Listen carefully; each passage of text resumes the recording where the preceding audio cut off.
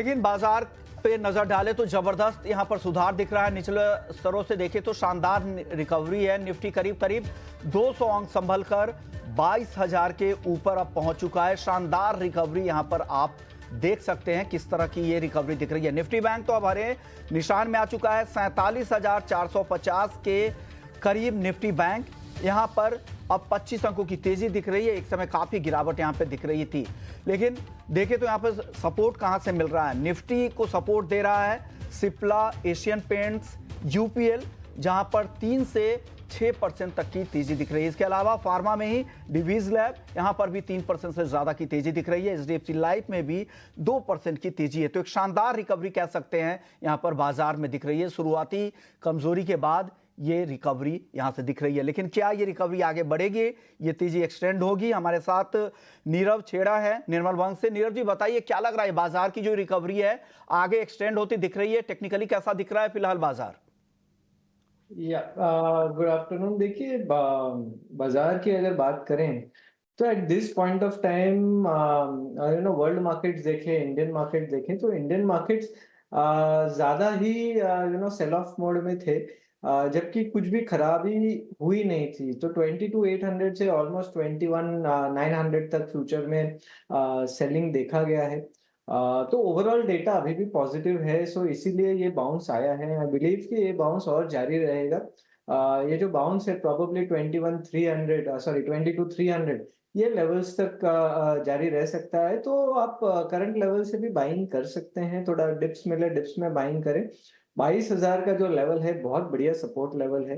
जब भी वहां पे आए तो वहां पे जरूर बाइंग करना चाहिए। 21,950 का स्टॉप लॉस लगाना चाहिए ऑन अ क्लोजिंग बेसिस। और इसे देखना चाहिए कि ऊपर में एटलीस्ट 22,300 22,450 तक ये जो रैली है वो जा सकती है। Bank Nifty again similar story. इसमें भी ज्यादा ही सेल ऑफ आ गया था, पर बहुत बढ़िया सपोर्ट है 47,000 का। वो एक बार छुआ और वहां से बाउंस आया। आई बिलीव फ्यूचर में 47,200 के स्टॉप लॉस के साथ में इसमें भी बाइंग बनाई जा सकती है। 48,500 और 49,000 ये दो लेवल है जहां पे वापस बैंक निफ्टी ऊपर में आ सकती है। कुल इन लेवल्स पर ध्यान रखना चाहिए, लेकिन रिकवरी शानदार है।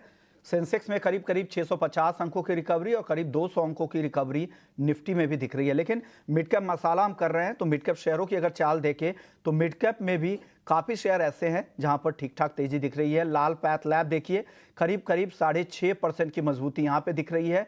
निफ्टी मिड कैप 100 शेयरों की हम बात कर रहे हैं। यूपीएल की अगर बात करें तो यहां पर भी 3% से ज़्यादा की तेजी दिख रही है। तो शानदार तेजी यहां पर भी है। इसके अलावा सीजी पावर 3% यहां भी तेजी है। एमएनएम फाइनेंस, औरो फार्मा, ये कुछ ऐसे शेयर है निफ्टी मिड कैप 100 के जहां पर जोरदार तेजी है। लेकिन आज दबाव निफ्टी मिड कैप में कहां से दिख रहा है? तो दबाव है बैंक ऑफ इंडिया से, जहां 11% की भारी गिरावट दिख रही है। और बैंक ऑफ इंडिया नहीं, बाकी पीएसयू बैंक्स, यूनियन बैंक नतीजों के बाद 5% से ज्यादा टूटा है। इसके अलावा कुछ और पीएसयू बैंक है जहां पर दबाव दिख रहा है। कुछ और मिड कैप में प्रेस्टीज, जहां पर 4% से ज्यादा की गिरावट है। मजगांव डॉक और सोना कॉम्स में भी कमजोरी यहां पर दिख रही है। लेकिन चलिए, अब वक्त हो गया है नीरव जी के टॉपिक जाने का। 3 घंटे में के लिए कौन से ऐसे टॉप ट्रेड है, ये जाने का वक्त हो गया है।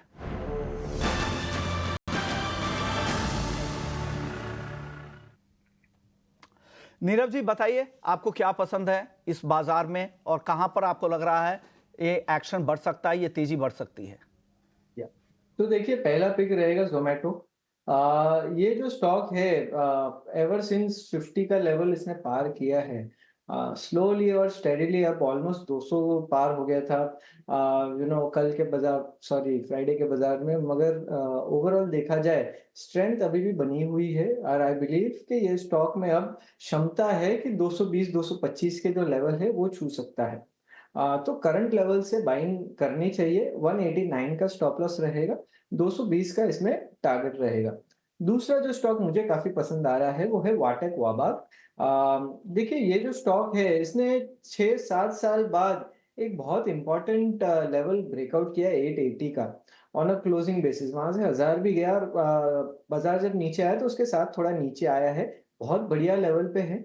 वो जो लेवल है वो रीटेस्ट कर लिया है और अब यहाँ से अच्छी खासी तेजी बना सकता है। तो वाटेक वाबा करंट लेवल से ज़रूर बाइंग करनी चाहिए। 875 का इसमें स्टॉप लॉस रहेगा। मेरे हिसाब से 1000 तक का ये स्टॉक वापस ऊपर में आ सकता है, काफ़ी जल्द आ सकता है, तो वही उसका टारगेट रहेगा। जोमेटो और वाटेक यहां पर खरीदारी की सलाह है। 875 के स्टॉप लॉस के साथ 1000 का टारगेट दे रहे हैं। जोमेटो में 189 रुपए का स्टॉप लॉस लगाना है और ऊपर में 220 रुपए से 225 रुपए तक जोमेटो जा सकता है। मिड कैप शेयरों की बातचीत कर रहे हैं। अब नीरव जी बताइए, लाल पैथ लैब आज शानदार तेजी दिख रही है, करीब 7% की तेजी। क्या ये तेजी और बाकी है यहाँ पर, या अब जिनके पास है मुनाफा वसूली करे या नई खरीदारी भी कर सकते हैं? देखिए एक फेज होता है स्टॉक का और कंसोलिडेशन फेज जो है ये स्टॉक ने देख लिया है। अब कंसोलिडेशन फेज पूरा हुआ और यहाँ से अब ग्रोथ का फेज वापस शुरू होता है। सो आई बिलीव करंट लेवल से भी लाल पाथ लैब इसमें अच्छी बाइंग बनाई जा सकती है और यहाँ से भी काफी क्षमता है कि एटलीस्ट 32 से 3500 के लेवल्स आ सकते हैं in the coming time. But 2-3 दिन के पर्सपेक्टिव से मुझे लगता है कि 2700 अचीवेबल है। तो करंट लेवल से भी बाइंग करें, डिप्स मिलता है डिप्स में बाइंग करें। 2450 ये बढ़िया सपोर्ट उभर के आया है अब, तो वो आपका स्टॉप लॉस बनेगा और 2700 तक के इसमें टारगेट रहेंगे। दिनों में ही 2700 रुपए तक जा सकता है, जो स्टॉप लॉस नीरव जी बता रहे हैं वो भी ध्यान रखिएगा। यूपीएल निफ्टी मिड कैप 100 का शेयर है, क्या लग रहा है 3% से ज्यादा की तेजी, क्या करना चाहिए आज अब यूपीएल में? बहुत सिमिलर है ये स्टॉक विद लालपैथ लैब। देखिए ये स्टॉक 2021 से लगातार नीचे आया है। फ्रॉम 800 और लेवल स्लोली एंड स्टेडीली ये स्टॉक 450 480 तक आ गया। मगर अभी क्या हुआ है, नीचे में अच्छी बाइंग हुई है। बहुत अच्छा बाइंग हुआ है जिसके कारण से जो शॉर्ट्स थे सिस्टम में वो कवर होते हुए दिखे हैं और वहां से एक इम्पॉर्टेंट ब्रेकआउट आ गया है 500 का। अब मेरे हिसाब से ये स्टॉक बिल्कुल ही तैयार है ऊपर में 600 तक जाने के लिए और बहुत तेजी से जाएगा। सो करंट लेवल से जरूर बाइंग करें। एक बहुत अच्छा ब्रेकआउट आ चुका है और स्टॉप लॉस रहेगा 505 का। ऊपर में 550 और 600 ये इसके दो पड़ाव है, तो दो टारगेट उभर के आएंगे। लॉस 550 से 600 रुपए तक भी ये स्टॉक जा सकता है, तो ये आपके लिए पोजिशनल पिक यूपीएल गौरव की नीरव जी की तरफ से। लेकिन चलिए अब वक्त हो गया है मिड कैप के एक्शन वाले शेयर जानने का, और बताने के लिए हमारे सहयोगी गौरव मौजूद है। गौरव बताएं। अगर आज हम मिड कैप में बात करें तो जैसे हमने बताया कि एक वोलेटिलिटी तो देखने को मिल रही है, बट उसी के दौरान अगर हम बात करें कुछ स्टॉक्स की, जैसे ग्लैंड फार्मा हो गया, यूपीएल हो गया, एमएनएम फाइनेंशियल्स हो गया, इसमें कहीं पे एक टॉप गेनर के रूप में ये सब स्टॉक्स जो है वो उभरते हुए नजर आते देखने को मिल रहे हैं। उसी के अलावा अगर हम बात करें Prestige estates, Piramal enterprise, HPCL, अगर इन स्टॉक्स की बात करें तो उसमें हमें कहीं पे एक गिरावट देखने को मिल रही है आज के दिन में पूरे के पूरे मार्केट में। उसी के अलावा बात करते हैं कि फार्मा सेक्टर की, क्योंकि फार्मा सेक्टर में अगर बात करें तो कहीं पे एक तेज़ी देखने को मिल रही है। और इसी फार्मा सेक्टर के अगर बात करें तो उसमें सिप्ला हो गया, ग्लैंड फार्मा हो गया, औरोबिंदो फार्मा हो गया, ऐसे कोई स्टॉक्स है जहाँ पे हमें काफ़ी अच्छे से एक मोमेंटम देखने को मिल रहा है। बट उसी के साथ साथ हम अगर डायग्नोस्टिक की बात करें तो उसमें भी एक तेज़ी देखने को मिल रही थी, जैसे डॉक्टर लाल पैथ हो गया, मेट्रोपोलिस हो गया, ये सब स्टॉक्स में आज कहीं पे तेज़ी देखने को मिल रही थी। ओवरऑल फार्मा और डायग्नोसिस जैसे जो सेक्टर्स हो गए उसमें आज तेज़ी देखने को मिल रही है। बट उसी के साथ साथ अगर बात करें ऑटो सेक्टर की तो उसमें आज कहीं पे गिरावट देखने को मिल रही है। तो जैसे सबसे पहले बात करें तो मदरसन सुमी हो गया, हीरो मोटोकॉर्प हो गया, अशोक लेलैंड हो गया, इन सब स्टॉक्स में आज कहीं पे गिरावट देखने को मिल रही है। और जैसे हमें पता है कि इन सब के रिजल्ट पे आ चुके थे, जैसे हमें पता है कि लार्ज कैप में टाटा मोटर्स की भी अगर बात करें तो वीक रिजल्ट्स की वजह से गिरावट देखने को मिल रही थी। इसी की तरह इन सब स्टॉक्स में भी आज हमें गिरावट देखने को मिल रही है। और आखिर में बात करते हैं कई टॉप थ्री स्टॉक्स की जो कहीं पे आज काफ़ी अच्छे से बज कर रहे हैं। तो सबसे पहले बात करते हैं डॉक्टर लाल पैथ की, क्योंकि ये स्टॉक में हमें कहीं पे 7% से भी ज़्यादा अपटिक देखने को मिल रहा है। और इसका मेन रीज़न ये है कि कहीं पे ये जो वॉल्यूम्स है उसमें कहीं पे ग्रोथ जो है वो हमें कहीं पे कम देखने को मिल रही है, फेवरेबल बेस होने के बावजूद भी। उसी के बाद अगर बात करें गाइडेंस जो है उसमें भी कहीं पे प्री कोविड लेवल से भी नीचे गिराया गया है वो जो गाइडेंस है वो, इसकी वजह से इसमें एक नज़र हमें रखना काफ़ी ज़रूरी है। उसके अलावा बात करते हैं बैंक ऑफ इंडिया की, क्योंकि इस स्टॉक में हमें कहीं पे 11% से भी ज़्यादा गिरावट देखने को मिली थी। जैसे हमें पता है कि रिजल्ट्स आ चुके थे और इसमें कहीं पे एसेट क्वालिटी में इस स्टॉक में कहीं पे कंसर्न देखने को मिला था। भले FY25 का गाइडेंस जो है मैनेजमेंट का वो काफ़ी अच्छा है, बट उसी के दौरान अगर हम Q4 की बात करें तो एसेट क्वालिटी में कंसर्न्स की वजह से इस स्टॉक में आज हमें गिरावट देखने को मिली थी। और यूनियन बैंक की भी बात करें तो इसमें भी आज हमें गिरावट देखने को मिल रही है। भले ही नंबर्स अच्छे हैं, बट इसमें भी कहीं पे इन्वेस्टर्स को है वो कंसर्न देखने को मिल रहा है Q4 के नंबर्स को लेके, और इसी के चलते हुए एक 7% का फॉल देखने को मिला है। तो आगे जाके इन सब स्टॉक्स में मिड कैप में हमें नज़र रखना काफ़ी इंपॉर्टेंट रहेगा, क्योंकि एक अच्छा ट्रैक्शन जो आज के दिन में है वो देखने को मिल रहा है। के लिए कि किस तरह के एक्शन, कहां पर तेज गिरावट और कहां पर अच्छी तेजी दिख रही है आजकल मिड कैप मार्केट में। तो चलिए अब एक एक करके नीरव जी से हम सवाल ले भी रहे थे, अब उसी को आगे बढ़ाते हैं। आप बैंक ऑफ इंडिया और यूनियन बैंक की गौरव बात कर रहे थे। नीरव जी बताइए, इन दोनों स्टॉक्स में Q4 नतीजों के बाद दोनों में काफी गिरावट दिख रही है। बैंक ऑफ इंडिया करीब करीब 11% आज नीचे है और यूनियन बैंक में भी 5% से ज्यादा की गिरावट है। इस गिरावट के बाद अब क्या करना चाहिए बताइए। इम्पोर्टेंट लेवल्स ब्रेक किए हैं।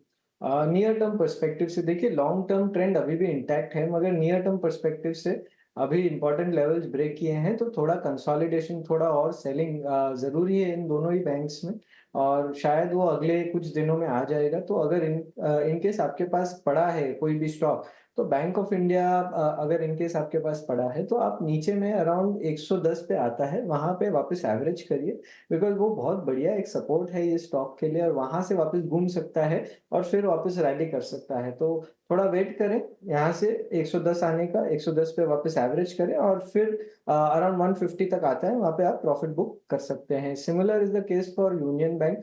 एक इम्पॉर्टेंट सपोर्ट लेवल जो 142 का था वो ब्रेक किया है। अब यहाँ से जो डाउनवर्ड टारगेट है 120 ऑड का है, तो 120 पे एक बढ़िया सपोर्ट भी है, वहां पे वापस आप एवरेज आउट कर सकते हैं और वहां से वापस 160 का जर्नी शुरू होगा। मगर तब तक के लिए आप वेट करिएगा 120 का, 120 पे एवरेज करिएगा। यूनियन बैंक 120 का लेवल दिखे वहां पर एवरेज करे, फिर ऊपर के लिए आप वेट कर सकते हैं, यानी और नीचे यूनियन बैंक को आने दे। और बैंक ऑफ इंडिया 110 रुपए जो करंट लेवल है वहां से 18 रुपए और नीचे आए, उसके बाद आप नई खरीदारी शुरू कर सकते हैं, ऐसा नीरव जी को लगता है। लेकिन चलिए अब अगले सेगमेंट की ओर बढ़ते हैं। ऑप्शंस के चैंपियन जानने का वक्त हो गया और हमारे साथ हैं स्वास्तिक इन्वेस्टमार्ट के संतोष मीना।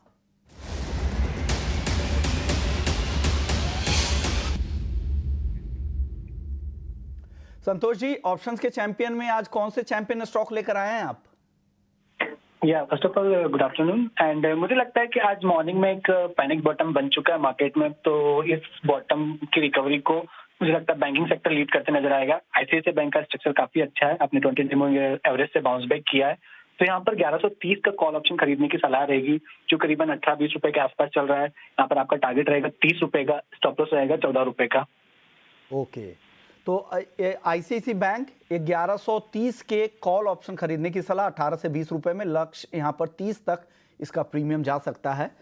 ये सलाह संतोष जी की तरफ से। शुक्रिया संतोष जी, आपने वक्त निकाला और आपने ऑप्शंस के चैंपियन बता दिए कि कहां पर आपको मौके दिख रहे हैं। चलिए आप भी ICICI बैंक पर अपनी एक राय रख दें। नीरव जी, क्या लग रहा है आपको, ICICI बैंक में तेजी दिख रही है? देखिए, ये जो स्टॉक है ये लॉन्ग टर्म के हिसाब से बहुत ही बढ़िया है। स्लो है, मगर हायर टॉप हायर बॉटम बनाते जा रहा है।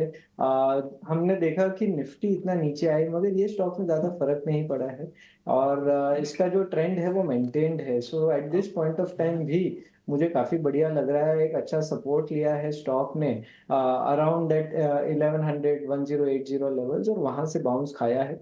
यहाँ से इसका जो जर्नी है अराउंड 1250 1300 तक का है, तो यहाँ से आप बाइंग कर सकते हैं 1080 के स्टॉप लॉस के साथ में। 1200 1220 probably should be your target.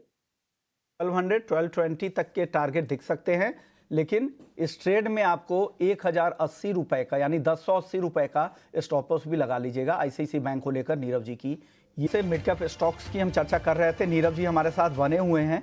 अब अगला स्टॉक जो है वो है M&M फाइनेंस। यहाँ पर भी आज अच्छी तेजी दिख रही है, 251 रुपए के ऊपर है, करीब 3.25% की तेजी है। नीरव जी, M&M फाइनेंस कैसा लग रहा है अब? हाँ, देखिए, ये जो स्टॉक है ओवरऑल इसका जो ट्रेंड है वो थोड़ा नेगेटिव है। नो डाउट मार्केट में बाउंस है, तो थोड़ा बहुत इसमें भी बाउंस आ सकता है, मगर आई वुड सजेस्ट कि अगर आप ट्रेडर हैं तो ही इसे बाय करिएगा, वरना इसको अवॉइड करें क्योंकि इसमें ज़्यादा बड़ा बाउंस नहीं लगता है। यहाँ से 265 270 प्रोबेबली उतना बाउंस हो सकता है एंड पर डाउन साइड यहाँ से काफ़ी बढ़िया और बड़ा है क्योंकि एक इम्पोर्टेंट लेवल के नीचे चल रहा है ये स्टॉक। 270 का ब्रेकडाउन आ चुका था और उसके नीचे ही है। सो आई वुड से कि आप अवॉइड करें और वेट करें डाउन साइड का। प्रोबेबली यहाँ से 220 210 तक का करेक्शन हो सकता है, उसके बाद ही इसको बाय करिएगा। करंट लेवल पे खरीदारी ना करें, हो सकता है 220 से 210 तक भी फिसल जाए एमएनएम फाइनेंशियल, वहां तक गिरने दे, उसके बाद नई खरीदारी करें। अभी करंट लेवल पर यहां पर इन्वेस्ट या खरीदारी करने की नहीं सलाह है। फार्मा स्टॉक्स की बात कर लेते हैं। अगर मिड कैप स्पेस में ही फार्मा को देखें, औरो फार्मा यहां पर भी 2.5% की तेजी है, ग्लैंड में तेजी है और दिग्गज में सिप्ला चल रहे हैं। या सिप्ला के अलावा अगर फार्मा में अगर आप देखें तो डिवीज लैब में भी अच्छी तेजी है। मतलब फार्मा अच्छा कर रहे हैं। फार्मा में कुछ पसंद है आपको नीरव जी? यार देखिए, मुझे डीवीज लैब काफी पसंद है। Eight this point of time उसमें 2 ढाई साल का एक कंसोलिडेशन पूरा हुआ है। There is a good chance कि ये स्टॉक यहाँ से अब अच्छा बाइंग दिखा सकता है। ऊपर में अराउंड 4500 तक जा सकता है। तो करंट लेवल से आप डीवीज लैब जरूर खरीद सकते हैं। नीचे में एक बढ़िया सपोर्ट है 3700 का, और वही आपका स्टॉप लॉस होना चाहिए। थोड़ा सा नीचे है पर इसमें एक अपसाइड भी काफी बढ़िया है। सो आप बाय करें 4500 के टारगेट के साथ में। दूसरा जो कोई स्टॉक मुझे काफी पसंद है वो है औरो फार्मा। देखिए, औरो फार्मा में भी एक बढ़िया ब्रेकआउट आ चुका है और ये एक मल्टी ईयर ब्रेकआउट है। ये स्टॉक में ये ब्रेकआउट आया है करीब करीब 1100 के ऊपर, अराउंड 1080 के ऊपर। और उसके बाद अब मुझे लग रहा है कि ये स्टॉक में अच्छा पेस आएगा। There is a good chance कि ये स्टॉक यहाँ से एटलीस्ट 1350 1400 के लेवल्स तक जाएगा नियर टर्म में काफी जल्द। तो आप वो लेवल्स के लिए बाइंग कर सकते हैं। नीचे में 1100 का अच्छा सपोर्ट है अब, तो 1100 का अब स्टॉप लॉस बना के आप बाइंग करें। स्टॉक्स फार्मा स्पेस से अरविंदो फार्मा, जहां 1300 से लेके 1400 रुपए तक के भी भाव दिख सकते हैं। 1100 का स्टॉप लॉस लगा लीजिएगा, ये सपोर्ट का लेवल है। और डीवीज भी इनको लग रहा है कि 4500 रुपए तक ऊपर जा सकता है।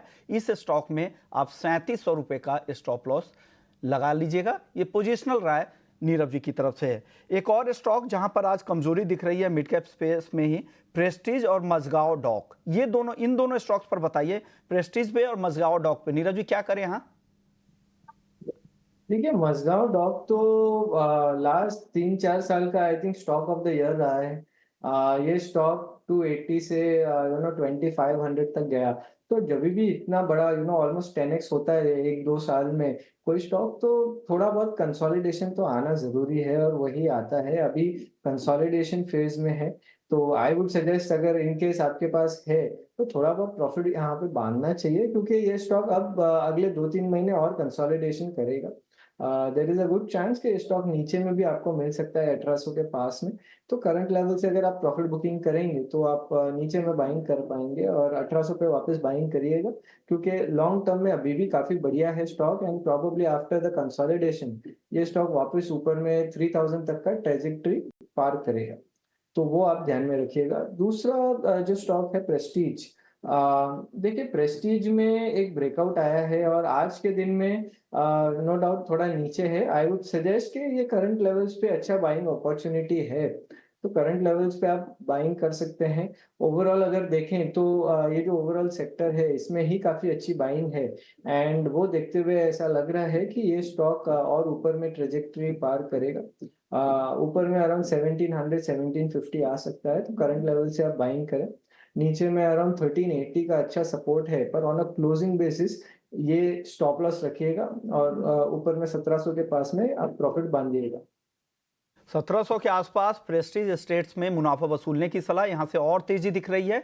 अगर इस स्टॉक को खरीदते हैं प्रेस्टीज को तो 1380 का स्टॉप लॉस लगा लीजिएगा। मजगांव डॉक को लेकर सलाह यह है कि काफी चल चुका है स्टॉक, नीचे आने दीजिए, 1800 के आसपास यहां पे खरीदारी कीजिए और फिर से लंबी अवधि के लिए तब अपना व्यू बनाइए, फिर ऊपर में 3000 भी जा सकता है। तो ये राय निकल के आ रही है नीरव जी की तरफ से। लेकिन चलिए, अब वक्त हो गया है मिड कैप के भारतीय स्टॉक जानने का।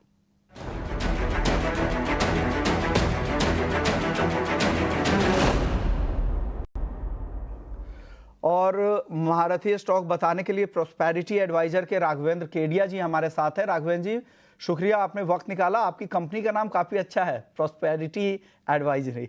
बताइए सर, आज कौन से स्टॉक्स लेकर आए हैं मिड कैप में?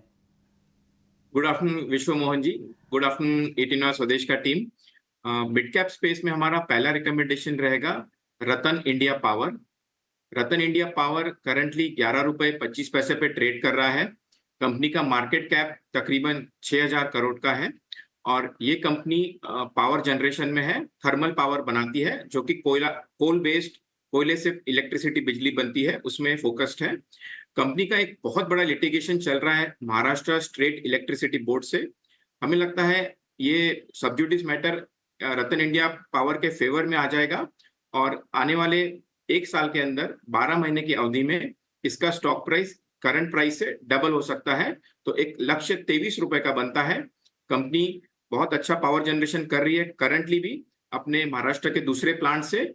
सो थर्मल पावर प्लांट में हम बुलिश हैं, पावर जनरेशन में हम बुलिश हैं। उसको चलते रतन इंडिया पावर करंट प्राइस पे बाय करके 100% अपसाइड के लिए 12 महीने की अवधि के लिए रख सकते हैं।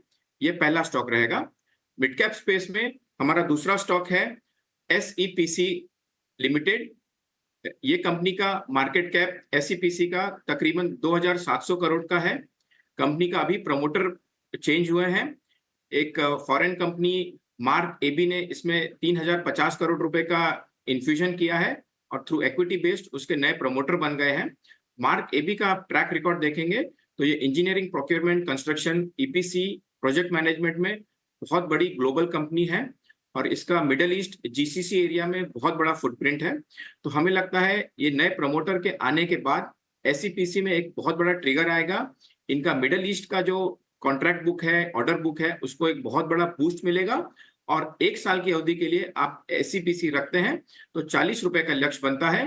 कंपनी का नेगेटिव EPS था, अभी पॉजिटिव हो गया है। तो एक ये टर्न अराउंड स्टोरी के चलते मिड कैप स्पेस में SEPC एक मल्टीबैगर स्टॉक हो सकता है। एक साल की अवधि के लिए 40 रुपए का लक्ष्य इसमें रहेगा। इंजीनियरिंग, कंस्ट्रक्शन, प्रोक्योरमेंट में एक बहुत अच्छा स्टॉक है, ये अपने कोर पोर्टफोलियो में भी रख सकते हैं। मिड कैप स्पेस से 2 मल्टी बैगर राघवेंद्र जी की तरफ से। रतन इंडिया पावर जो 11 रुपए के आसपास का भाव है, एक साल में यहां से करीब करीब 2 गुना हो सकता है, 23 तक जा सकता है, राघवेंद्र जी मानते हैं। और SEPC 19 रुपए के आसपास का भाव है, एक साल में 40 रुपए तक जा सकता है। ये मिड कैप स्पेस पे लॉन्ग टर्म के लिए इन्वेस्टमेंट पिक है, ये ट्रेडिंग की पिक नहीं है, ये आप ध्यान में रखिएगा। और कोई भी इन्वेस्टमेंट करने से पहले अपने फाइनेंशियल एडवाइजर्स की भी सलाह जरूर लीजिएगा। शुक्रिया राघवेंद्र जी आपका, आपने वक्त निकाला और मिड कैप की महारथी आपने बताया। नीरव जी आपका भी बहुत बहुत शुक्रिया, तमाम तरह के मिड कैप स्टॉक्स पर आपने अपनी राय रखी। तो मिड